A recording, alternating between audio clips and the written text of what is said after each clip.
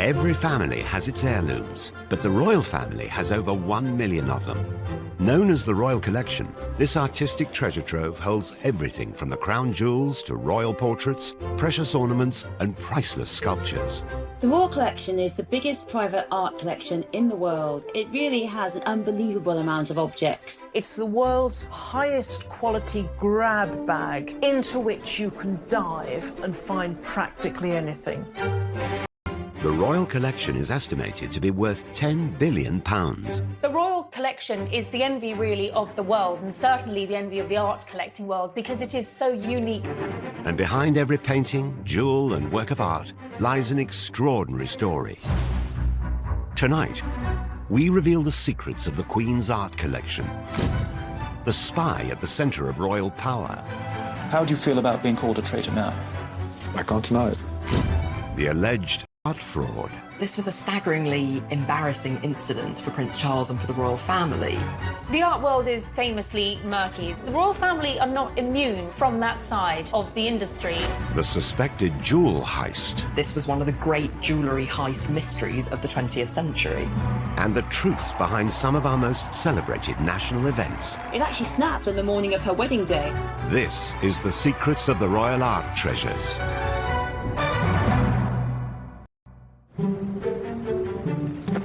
Behind palace doors, largely hidden from view, lies one of the royal family's most magnificent assets, the Royal Collection.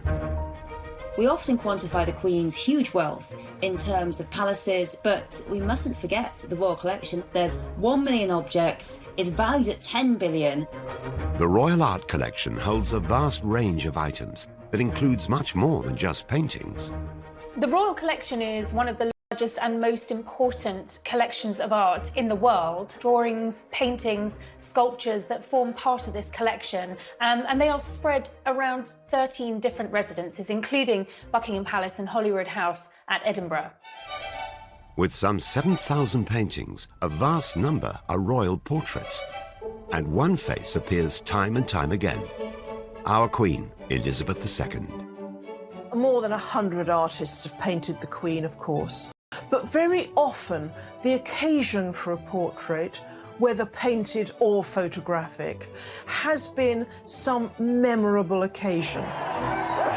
Right through from the coronation through to the Queen's 80th birthday to the great Jubilees. By sitting for a portrait, the Queen is making herself accessible to the public. So I think it is another way of the monarch. Elizabeth, your undoubted Queen. One of the most iconic of these images captures her on the day of her coronation in 1953. The photo was taken by renowned society photographer Cecil Beaton. It looks as though the Queen is sitting in the Lady Chapel at Westminster Abbey, but actually this portrait was staged in the throne room at Buckingham Palace using a photograph of Westminster Abbey as a backdrop. And that really underlines that element of theatre that is always part of royal portraiture and pageantry. It's this young, glamorous Queen in her full robes, but Cecil Beaton wrote about her purity of expression. When our Queen took the throne, the nation was recovering from the aftershocks of World War II. Rationing had only just ended, and the bitterness over the abdication crisis of 1936, when Elizabeth's uncle Edward VIII renounced the throne, was still very raw. I have found it impossible to carry the heavy burden of responsibility. The monarchy needed to project an image that spoke of a new start. Beaton really captures that sense of optimism for the future, I think. There's also a sense of her steadfast gaze out of the frame of the picture, looking towards the future. Cecil Beaton's iconic photo was a masterclass in royal PR. The monarchy's power and majesty is reinforced in every detail of the photo. Everything about the picture is symbolic. She's wearing the imperial state crown. In her left hand, she holds the orb, and in her right hand, the scepter with the cross. She's sitting so poised and alert right at the centre of the picture. And the way the robes fall around her, they create this very stable pyramid in the picture, suggesting perhaps the stability for the country of the arrival of this new monarch. And special painting or photo of the Queen has been added to the royal collection at regular points throughout her reign. Each one is a chance to mark the progression of her time on the throne. In amongst the formal portraits have been some surprising works. In 2012, the Queen bought 4 Andy Warhol prints of her own image for the royal collection.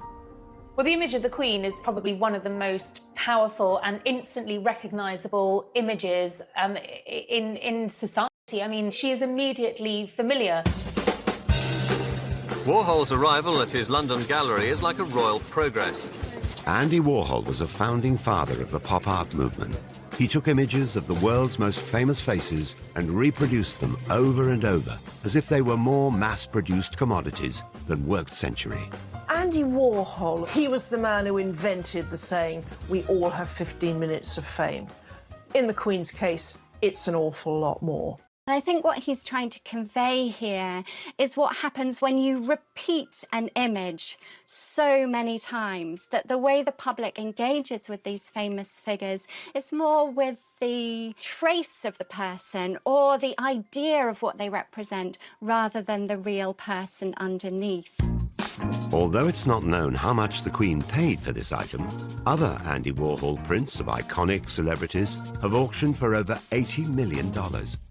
While the Warhol portraits cemented the Queen's status as an icon, other portraits in the royal collection have been noticeably less glamorous. In 2000, she agreed to be painted by controversial artist Lucian Freud. Many people complained that it made her look lined, lumpy. It really isn't a flattering portrait. At the time of this portrait, Lucian Freud was the biggest name in British art. His pictures would sell for nearly £20 million, and by the time he died in 2011, he had accumulated the largest estate of any British artist, £96 million.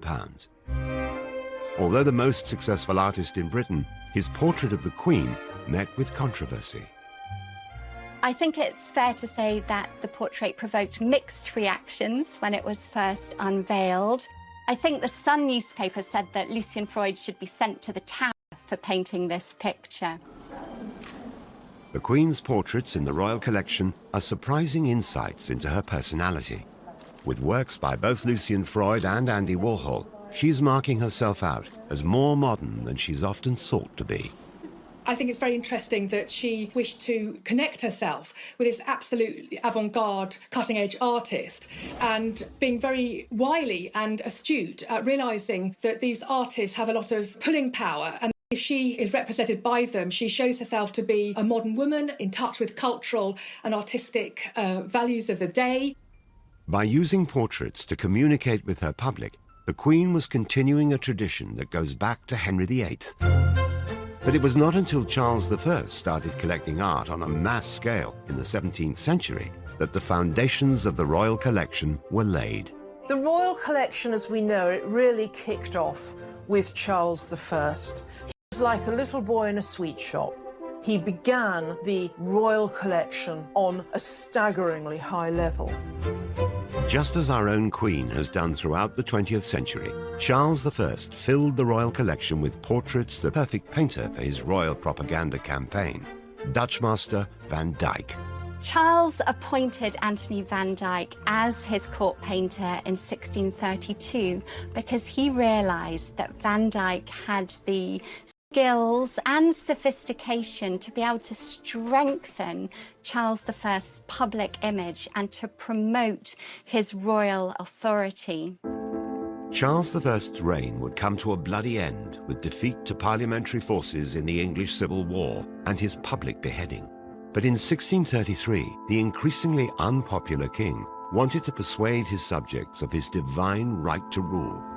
Realizing the power of his image, he commissioned Van Dyck to paint one of the most striking works in the history of royal portraiture.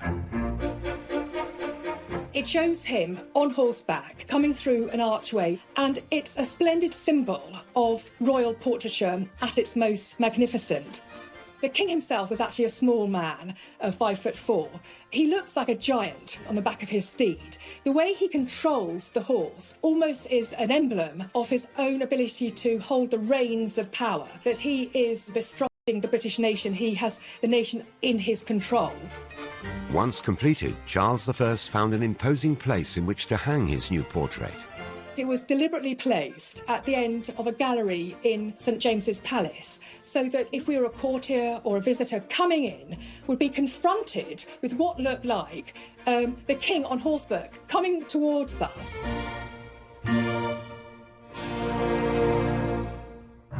Like those who went before her, our Queen continues to connect with the British public through the images she commissions of herself. But the Royal Collection not only holds paintings, it also boasts some of the most famous and valuable jewels in the world. And when the Queen really wants to dazzle her public, nothing brings a sparkle to the royal family like the crown jewels.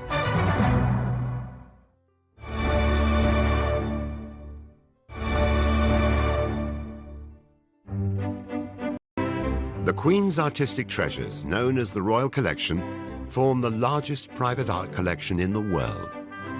Many of these some 1 million items are publicly displayed at Buckingham Palace and galleries around the country. Yet the collection's most iconic items are kept deep inside the Tower of London. It is here that the Queen's most cherished artifacts are guarded, the crown jewels. The crown jewels must surely be among the most dramatic, visible signs we have of our history.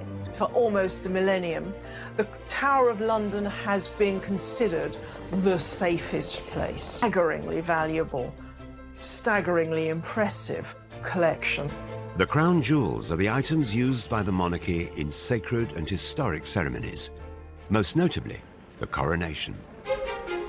The crown jewels really are the most powerful symbols of British monarchy.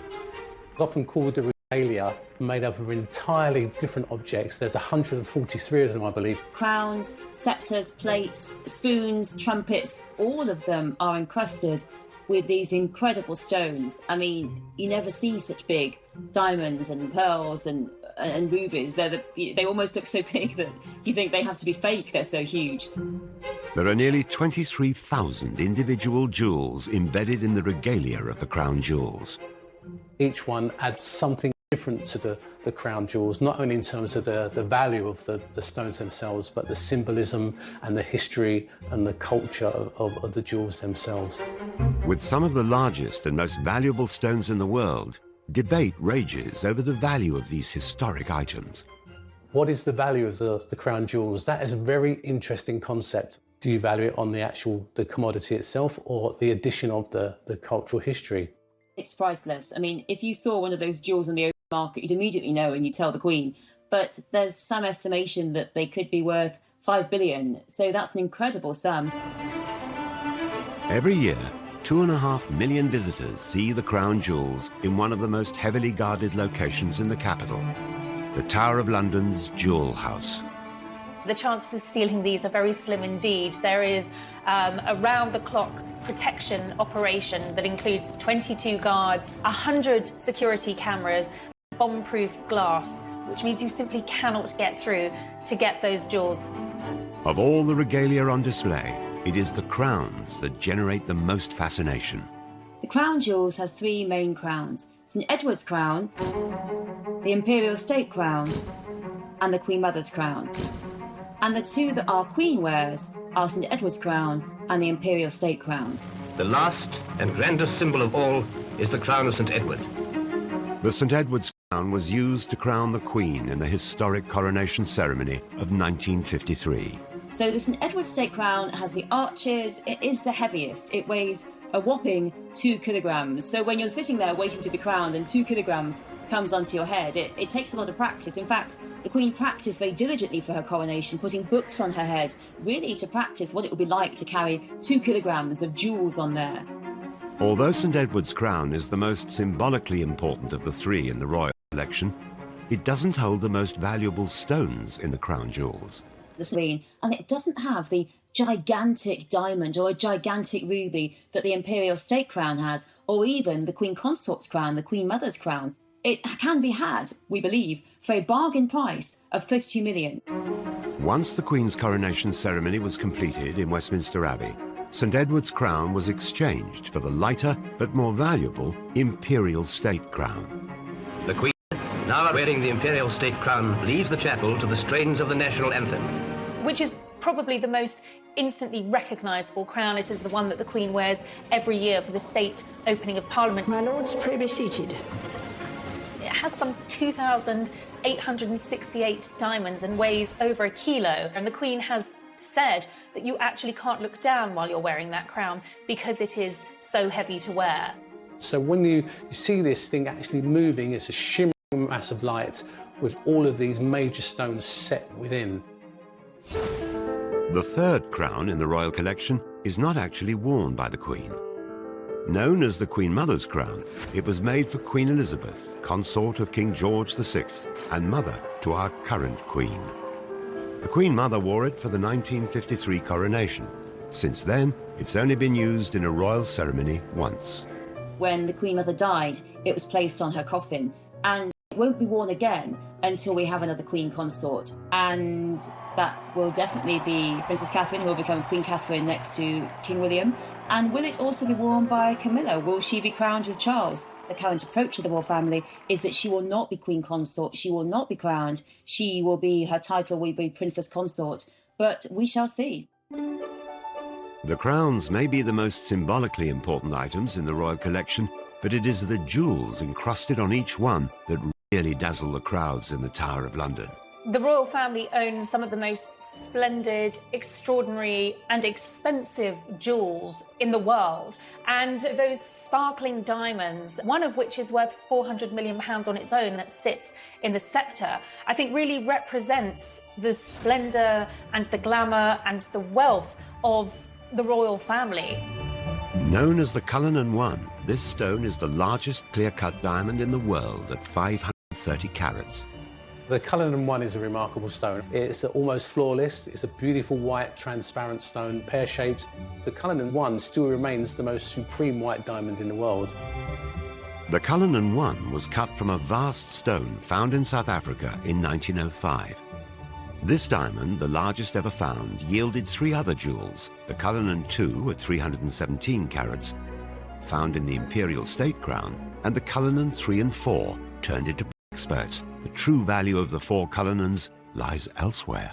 I think the real value lies in how they're tied with British history and how they have shaped our history and our culture. And so I think it'd be a very difficult thing to actually value. Although each jewel holds a unique story, many have controversial provenance. The Koh-i-Noor diamond that sits in the Queen Mother's crown has a particularly checkered history. Although its origins are unknown, it was in possession of rulers based in South and West Asia before coming into Queen Victoria's possession in 1849, when the British East India Company defeated the Sikh Empire in Punjab. It's very strongly felt that it was not bought and not obtained fairly. It was obtained under the force and oppression of empire, and therefore the governments of India, Afghanistan, Pakistan and Iran have claimed it and said it is theirs. And so far the British government have refused to give it back and said it belongs here. Unlike the Koh-i-Noor, the discovery of the Cullinan is very well documented. It was found at the Premier Mine, owned by South African mining magnate Thomas Cullinan. This was probably the greatest historical find of any gemstone in the whole world. A worker was looking at the surface dumps and found glinting in the wall this huge crystal. Took this out of a pocket knife, took it up to the mine office and weighed it and studied it, and they had in their hands the largest diamond ever found at 3,106 carats. Absolutely incredible. Preparations were made for the stone to be transported to Britain, where Thomas Cullinan's agents would put it on sale. And then once it was going to be shipped by boats to England, a replica was made, and the actual real stone itself went via just normal posts in the post, and the actual replica went in a special armed guard as a decoy stone. The stone went on sale, but due to its high price tag, remained unsold after 2 years. It was eventually purchased by a South African politician and gifted to King Edward VII in 1907 as a symbol of unity after the Boer War. The stone was then transported by train to Sandringham. It had its own first-class carriage with the royal detectives. The head of Scotland Yard took it to King Edward VII, and the rough stone was gifted to him on his 66th birthday. With the largest rough diamond in history at his disposal, the king now had to decide how to cut it. Diamonds are very strong, and so they had to find a person who would, be very careful and not damage the stone in any way. And so the great company, the celebrated company Ashers of Amsterdam, were appointed to cut this stone. And so they came to London, they studied the stone for a week to find out how to cut this thing. And remember, this stone is fist size, it's as big as my fist. A chisel in the top, smacked it with the hammer to break it, and the chisel broke. After another attempt, the stone was cleaved into 4 separate diamonds. The 4 Cullinan jewels are now the showpieces in the crown jewels. But beyond the items in the Tower of London, the royal collection is rich in other priceless regalia that bestow splendour and authority on whoever wears them. As well as the jewels and the crowns in the royal collection, which bring incredible visual splendour to the royal family, coronets are also very, very important. They are essentially smaller crowns. And I think probably the most famous coronet is the one that was used for the Prince of Wales's investiture. The coronet for sovereignty. Prince Charles's coronet took centre stage in his 1969 investiture ceremony. It's incredibly unusual. It's got an orb at the centre of the piece with quite futuristic spikes around it, so it's immediately recognisable. The royal collection provides the star items for any coronation or investiture. Yet weddings too are given a dash of glamour with treasures from the Queen's personal jewellery box.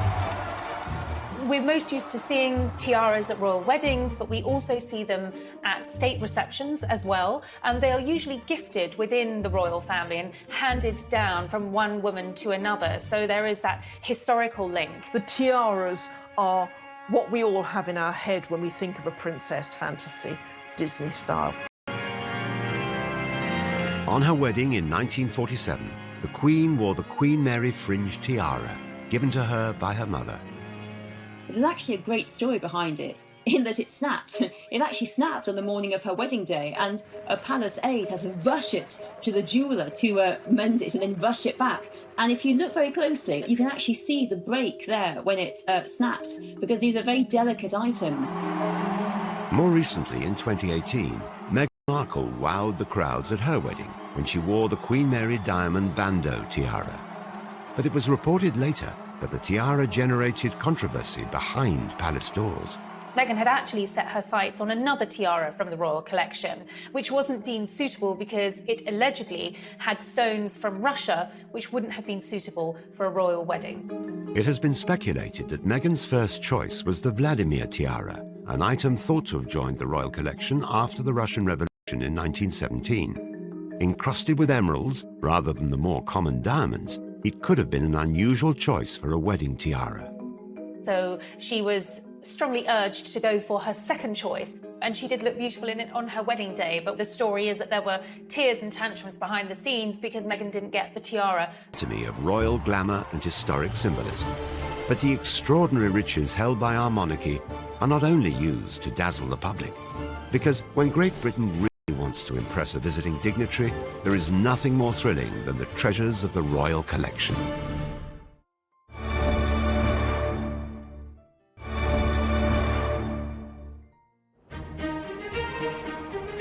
The royal family's art treasures form an unparalleled collection of paintings, jewellery, tapestry and objects.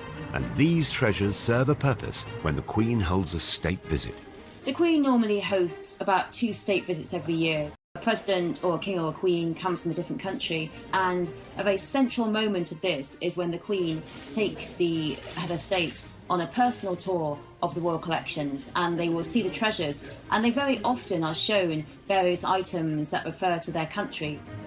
The director of the royal collection will draw up a list in conjunction with the librarian who's based at Windsor Castle, and they will then draw up a list, pass it on to the Queen, discuss with the Queen, because obviously you don't want a vast array of items, but enough to whet the appetite of the visitor, just to give them an idea of what the royal collection has and what it's all about. When the Obamas came to visit, they were shown a first edition of the book, Birds of America, which I think the value on the open market was something like £11 million. They were shown a first edition of Harriet Beecher Stowe's Uncle Tom Cabin, signed by the author, which, has particular relevance for the first black president.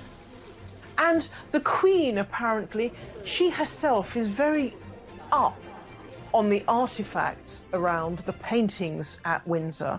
She, after dinner, will often take visitors on a tour, telling them exactly what they're looking at. A state visitor is not only shown the treasures of the collection, but they'll also get wheat from one of its finest items.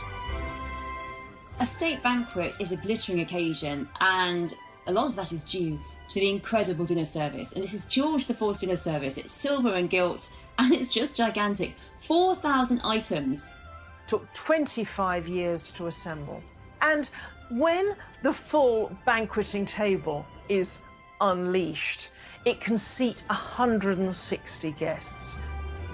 It's not a dinner service as you might imagine. The items don't all match, but there are masses of them. There's candelabra to act as centerpieces on the table. There's the cutlery and the silver gilt plate.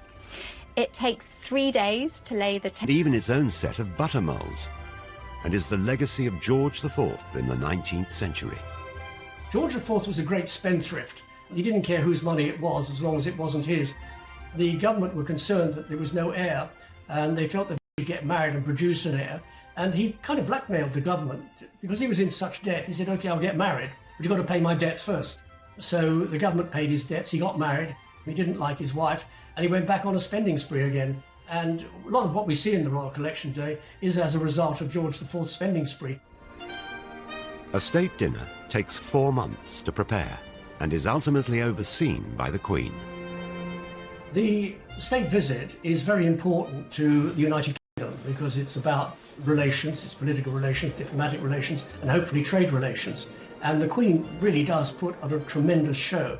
And because she puts on a tremendous show, because there she is, she's head of state of the UK, and she will go and inspect it a couple of hours before the dinner actually takes place. If something is out of place, she'll say it's out of place, and she has a very keen eye for perfection.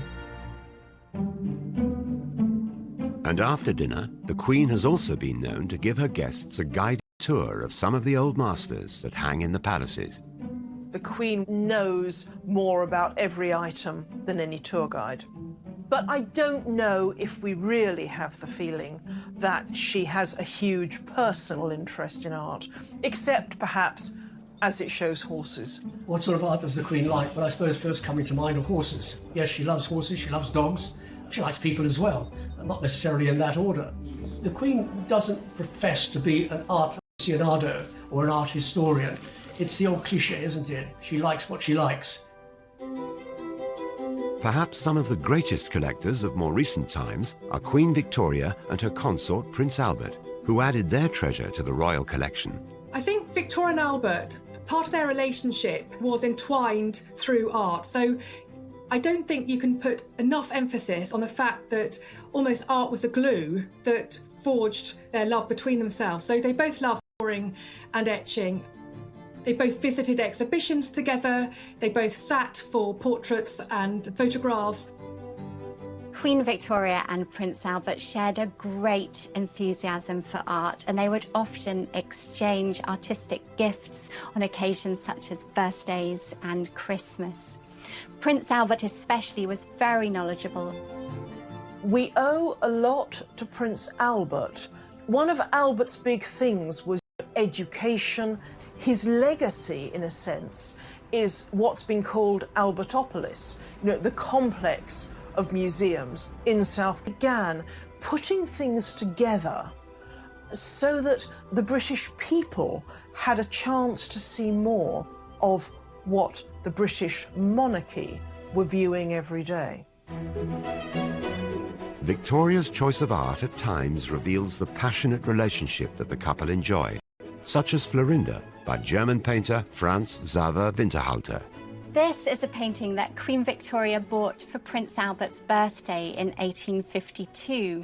And if you think of our slightly buttoned up, straight-laced idea of Queen Victoria, this picture looks rather surprising. You know, Queen Victoria is the monarch who famously, when she visited the V&A Museum, they had to go around and put fig leaves on all of the sculptures. And what you're looking at here is a picture based on a story of the Princess Florinda, and she's gone out to bathe in a pool close to her castle in Toledo with her maidens, and all of them are in varying degrees of undress.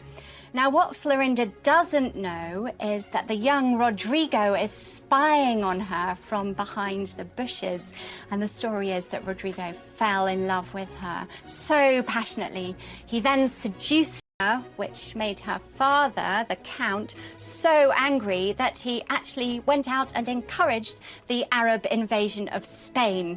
And during the battle, Rodrigo was killed. What I find very interesting is that this painting was chosen to hang in Osborne House, the most intimate of the royal residences, over their working desks where Victoria and Albert would do their paperwork. And so it was an image that they would both be enjoying on a daily basis. And I think being such an essential image of semi-clad women says quite a lot that they chose that in their private working space.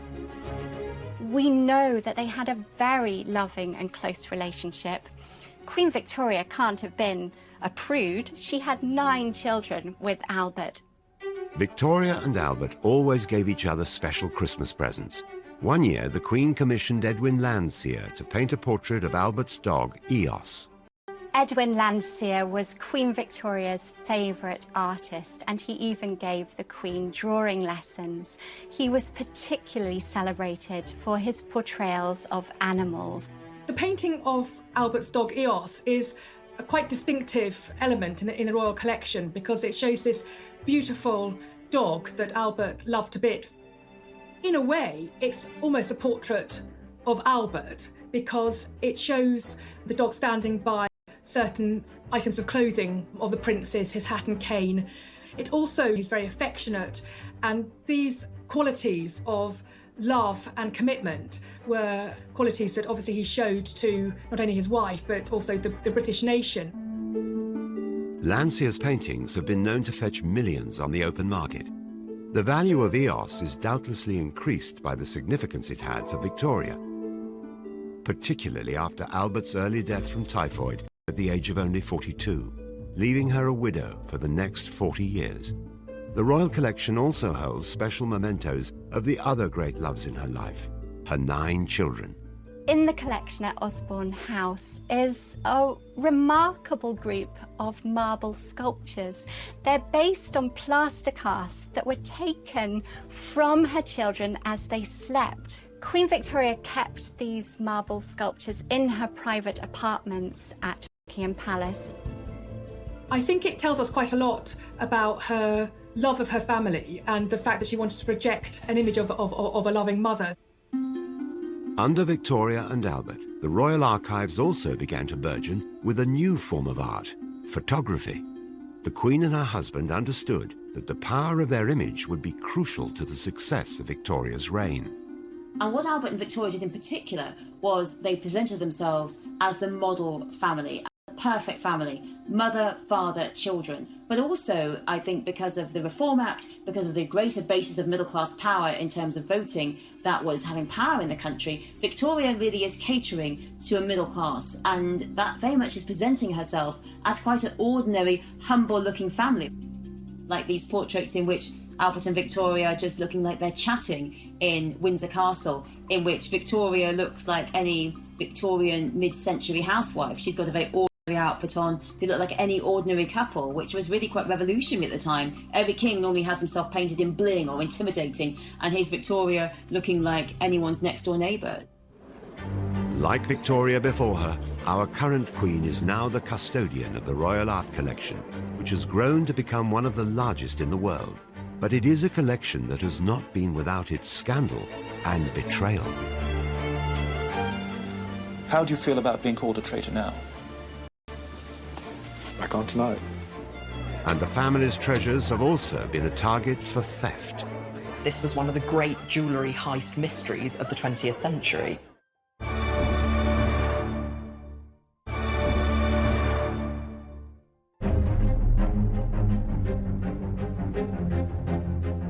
The Royal Collection is one of the largest art collections in the world, made up of an estimated 1 million objects. Curators and historians. Well, the Royal Collection is vast. It is colossal. You can spend a week describing the Royal Collection. That is how vast it is. But the art world is notorious for scandal, and the Royal Collection is no exception. The art world is famously murky, and the royal family are not immune from that side of the industry. Most recently, Prince Charles came very close to having his fingers burnt when he agreed to take on 17 paintings from billionaire James Stunt, who was the ex-husband of Petra Ecclestone, and he had offered these paintings to the Prince of Wales. They ranged from Picasso's to Dali's, and the Prince of Wales loved them, thought they were fantastic, wrote to James Stunt thanking him for the very kind loan, and actually hung these paintings at Dumfries' house. The paintings were estimated to be worth over £200 million, but their real value turned out to be rather less.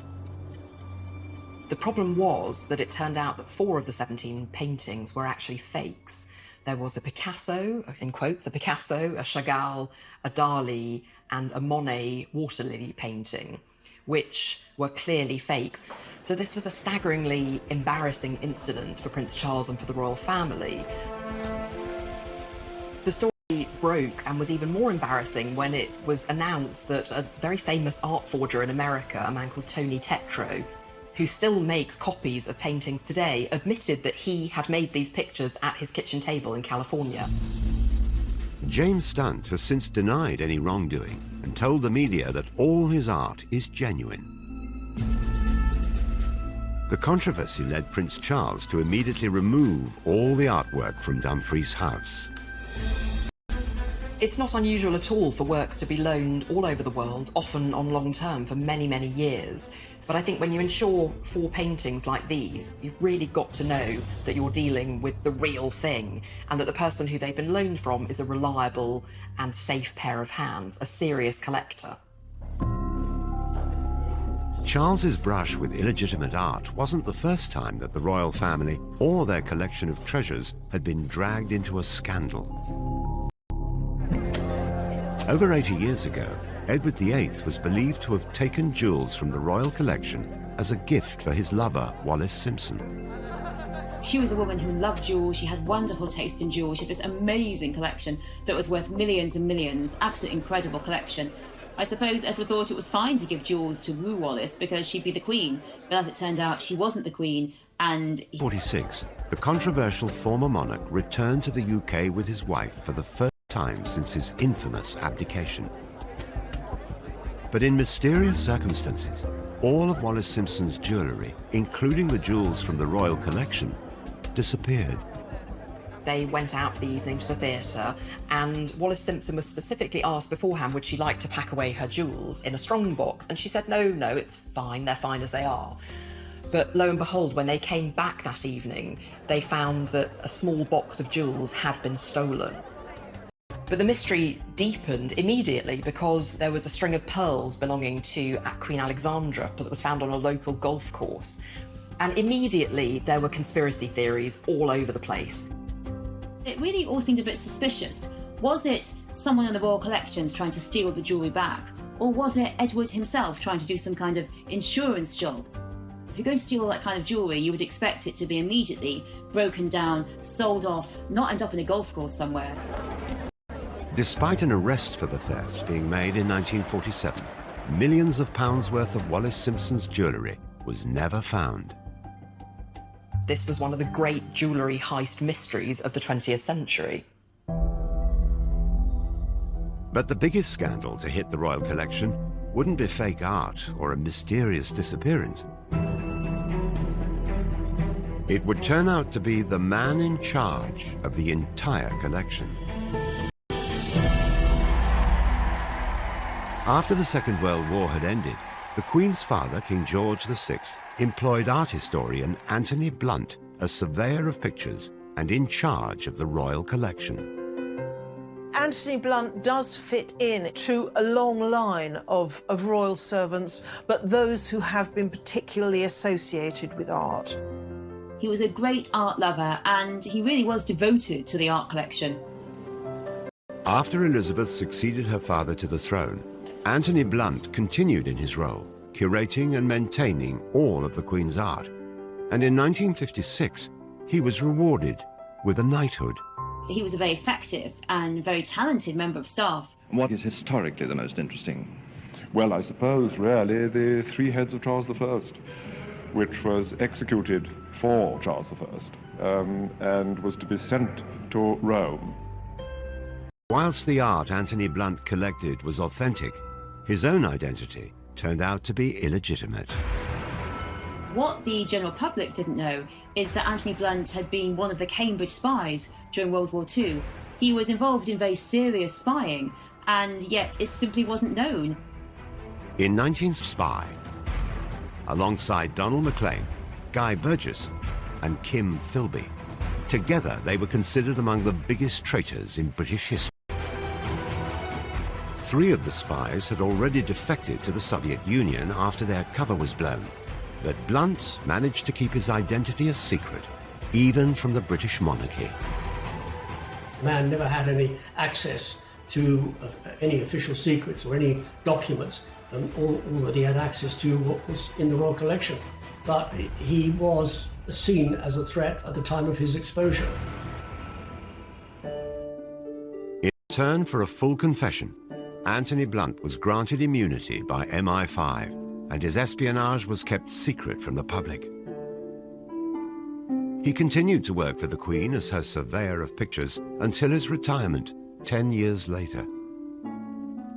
Amazingly, after this discovery, of which the Queen was told about, Anthony Blunt was allowed to continue working at Buckingham Palace and continued his relationship with the Queen, all the while knowing, both him and her, that it had been discovered that he was in fact a spy. Many spies were executed after the war, but Blunt certainly got away with it. The shocking secret remained under wraps until 1979, when Anthony Blunt was exposed by Margaret Thatcher in the House of Commons after she evoked her parliamentary privilege to reveal his true identity. Parliamentary privilege means that a MP can say something in Parliament without being sued. Mrs. Thatcher actually said it, that Anthony Blunt had been a spy against the British interest, and therefore it was really strongly felt that he simply shouldn't have a knighthood. How are you feeling just a moment? Just turn around. John Cairncross would later be uncovered as the 5th and final member of the spy ring. But the discovery of Anthony Blunt, who had worked for over 20 years alongside the Queen, remains the most shocking. After 1964, you were still working with and for the royal family. How did you reconcile that with the fact that you are a traitor? I felt that I'd been given a job to do, and I felt I could go on doing it for the royal collection. When you made your confession, did the Queen know? Well, this is a question again which I would rather not discuss, because my information is, so to speak, if not second-hand, it's rather vague. He lost his knighthood, and he lost his job, and he died a lonely, broken old man. How do you feel about being called a traitor now? I can't deny it. Away from scandal and upset, the royal collection remains as popular and fascinating as it did hundreds of years ago. But which of the million pieces of art is the most valuable? How many more of the collection's treasures are still waiting to be found? There's every possibility that there may be other hidden masterpieces in that collection waiting to be rediscovered.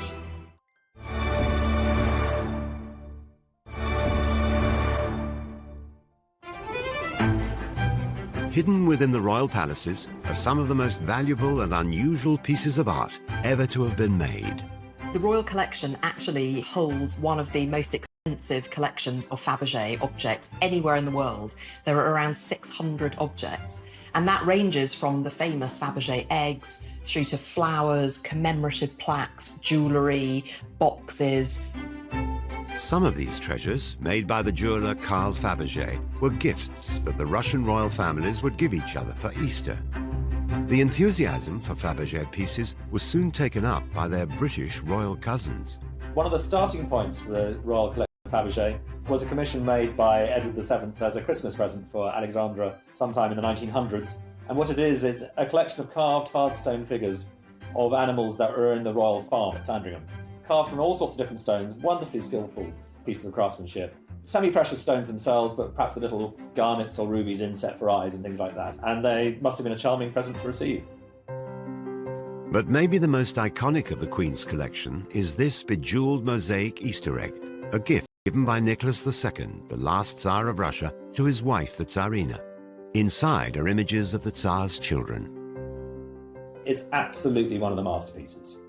Designed by a designer called Alma Pill, who had the idea for the egg when she saw her mother-in-law working on a piece of embroidery. And that's what the egg looks like. So it's a lattice work of platinum, and into that platinum are inset all these different precious and semi-precious stones, create this wonderful image of the egg. In 1917, the Tsars were deposed in a bloody revolution and murdered in a house in Siberia. The eggs are one of the most iconic items of their rule. This one was bought by Nicholas's cousin George V in 1933 for £250. Today, it's likely to be worth several million. And the Queen showed Kate her collection of Faberge eggs. The Duchess said they were amazing. They're amazing. These are shut in a cupboard. Nobody can afford these things nowadays. I did have an opportunity of seeing a lot of the treasures in the Royal Collection up close, even to the point of the egg was quite exciting. Never owned a piece like that, but holding it was quite special. Queen Mary was given the egg as a gift by her husband. Mary herself was an avid collector. Her great-grandson, Prince Charles, who is the Royal Collection's chairman, has also added to its treasures over the years. In 2015, he asked 12 artists to create portraits for some of the last D-Day veterans, a patronage that he took over from the Queen Mother. One of the artists that was commissioned was Ishbel Myerscough. So we were asked to do a painted sketch of our subjects, not finished, which is quite an odd commission to be given. So it wasn't a drawing and it wasn't a finished painting. It was a really unusual request. I think it was very clever because we weren't going to have long sittings with these men. Ishbel was invited to paint Raymond Titch Rayner, a member of the parachute regiment who'd fought at D-Day. He got shot and then travelled the 7 miles through the water to meet up with the rest of his battalion. He was an amazing man, actually. He was incredibly energetic and loved to tell me all about it. He never slumped. He kept telling me that this was a very important job and I had to do it very well because Prince Charles had asked me to do it. All the D-Day vets met at the Queen's Gallery to see their portraits unveiled for the first time. But sadly, Titch died before the exhibition opened and never saw Ishbel's work of him. Prince Charles spoke to me. He really liked the painting, and so we talked a lot about that.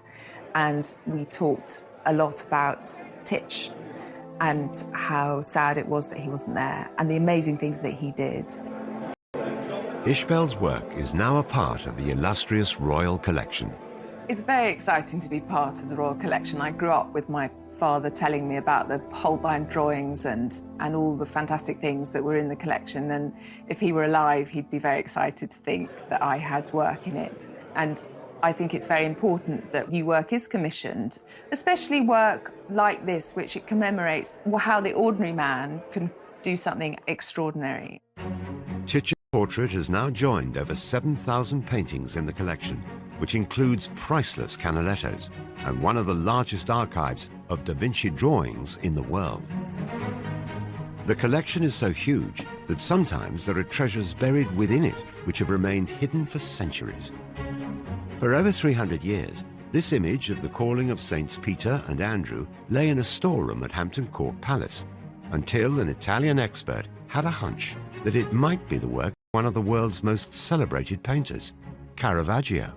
He was most famous for very dramatic theatrical effects of light, but also he was renowned because he used regular people who he met in the street in Rome for his sitters, and that was seen as completely irreligious and revolutionary. You know, here were saints and apostles and images of Jesus and the Madonna, but they were actually regular men and women just picked off the street with their rough, interesting, asymmetric faces.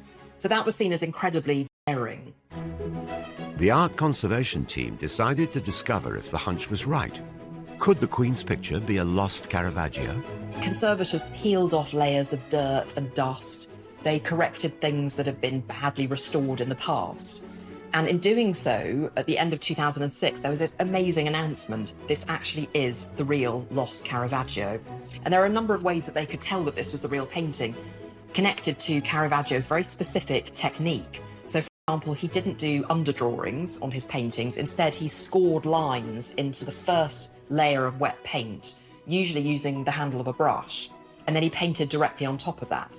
And they found that technique as they did the X-rays and they did the conservation work on this painting. This work is now one of the most treasured in the Queen's collection, with some estimates valuing the painting at £50 million. And I think it's extraordinary to think that such an unrecognised masterpiece could have been sitting in the royal collections. But of course the collection is vast. It has over 1 million objects, which includes, in the painting collection alone, over 7,000 paintings. So there's every possibility that there may be other hidden masterpieces in that collection waiting to be rediscovered. The Royal Art Collection continues to grow and is seen by millions of people each year. But how much of it was lost when tragedy struck in 1992? I had a phone call from a radio station in Berkshire saying, "Can you tell me about the fire?" And I was quite surprised. I said, "What fire?" I said, "Oh, there's a fire at Windsor Castle." The Queen was extremely upset. And who really owns the magnificent collection of masterpieces? The monarch or us?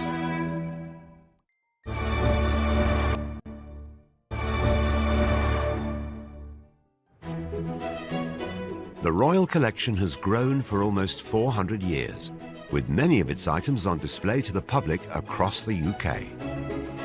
It is part of the national heritage that we have this collection, that we are lucky to have this collection and lucky that we are able to show this collection to millions of people every year. But much of the art remains private and for royal eyes only. So who really owns this magnificent collection? We've got to make very clear that the Queen does not own the royal collection. She is its custodian. She owns it as Queen, as sovereign, but she doesn't own it personally. These are all silk ties from Shane Connolly. Yes. It is the nation's collection of art. She is the caretaker, if you want, of the collection. She holds it in trust for the nation. Today, the Royal Collection can be visited at several residences across the UK. But at the start of Queen Elizabeth's reign, the Royal Collection was completely private, despite the British taxpayer funding its upkeep. There was a feeling about the Royal Collection was, well, we're paying for it, why is it all behind closed doors? In 1962, the Queen attempted to address the issue by opening the Queen's Gallery, allowing the public to see items from the Royal Collection for the very first time.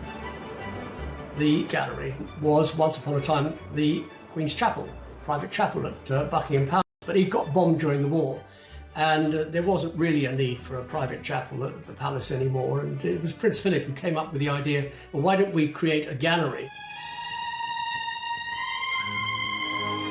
In what used to be the chapel of Buckingham Palace, a new art gallery presents a wonderful opportunity for the public to see some of the treasures owned by the Queen. The opening of the Queen's Gallery came at an important moment, the early 60s, when there was a huge awareness that the royals needed to make themselves and their possessions more accessible to people. Rembrandt's Lady with a Fan, acquired by George IV in 1819. One outstanding masterpiece from the collection.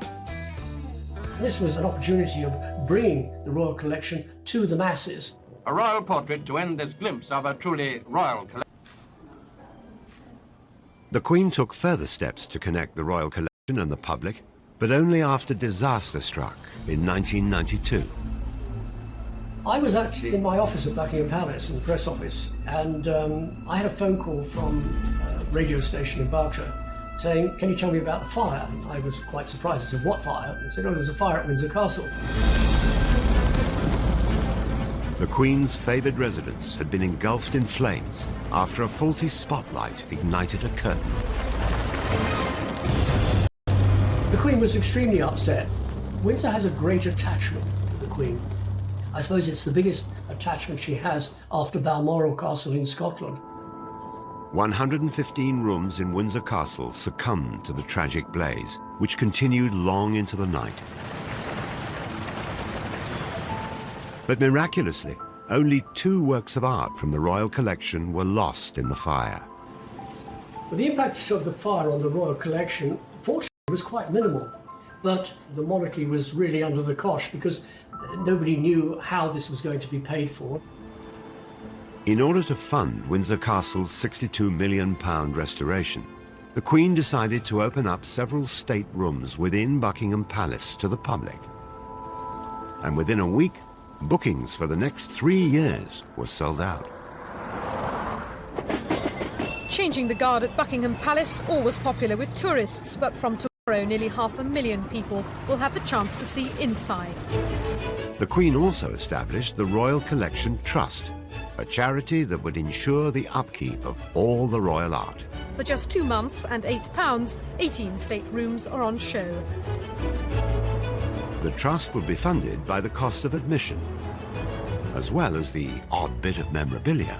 We also got a terrific range of merchandise. It's so good. Look at this tie. Now that is part of this year's merchandise.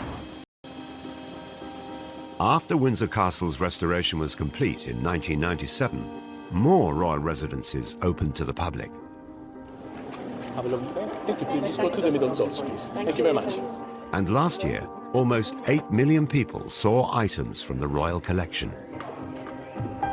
But debate continues as to whether the public should have more say in what is included in the lineup. There's always been a very delicate balance between monarchy and public, because the monarchy is one thing and the public is something else. And yes, there are those who say that it should be joined up, but how joined up should it be?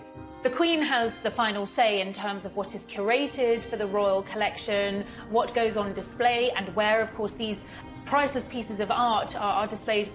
The royal collection has always been all the way back to Charles I. I think it's interesting too that living monarchs now and members of the royal family continue to commission into the collection. Prince Charles particularly, who's always had a great love of art and architecture, has commissioned a number of works. She's very good. She's brilliant. And I think that really reiterates the point that the royal collection is a living, breathing collection. It continues to grow and flourish today. But with an already slimmed-down monarchy and an eventual changing of the guard, what does the future hold for the royal collection? I'm not sure that any modern royals are collectors in quite the way that some of their predecessors have been.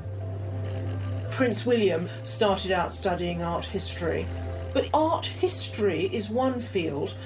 The future of art is another. It is too early, perhaps, to know how he'll feel able to add to the royal collection. Perhaps the Duchess's interest in photography gives some clue as to a way ahead. The Duchess of Cambridge, herself an art history graduate from St Andrews University, is an accomplished photographer. When Elizabeth's uncle Edward VIII renounced the throne, was still very raw. I have found it impossible to carry the heavy burden of responsibility. The monarchy needed to project an image that spoke of a new start. Beaton really captures that sense of optimism for the future, I think. There's also a sense of her steadfast gaze out of the frame of the picture, looking towards the future. Cecil Beaton's iconic photo was a masterclass in royal PR. The monarchy's power and majesty is reinforced in every detail of the photo. Everything Everything about the picture is symbolic. She's wearing the imperial state crown. In her left hand, she holds the orb, and in her right hand, the scepter with the cross. She's sitting so poised and alert right at the centre of the picture. And the way the robes fall around her, they create this very stable pyramid in the picture, suggesting perhaps the stability for the country of the arrival of this new monarch. An official painting or photo of the Queen has been added to the royal collection at regular points throughout her reign. Each one is a chance to mark the progression of her time on the throne. In amongst the formal portraits have been some surprising works. In 2012, the Queen bought 4 Andy Warhol prints of her own image for the royal collection. Well, the image of the Queen is probably one of the most powerful and instantly recognisable images in society. I mean, she is immediately familiar. Warhol's arrival at his London gallery is like a royal progress.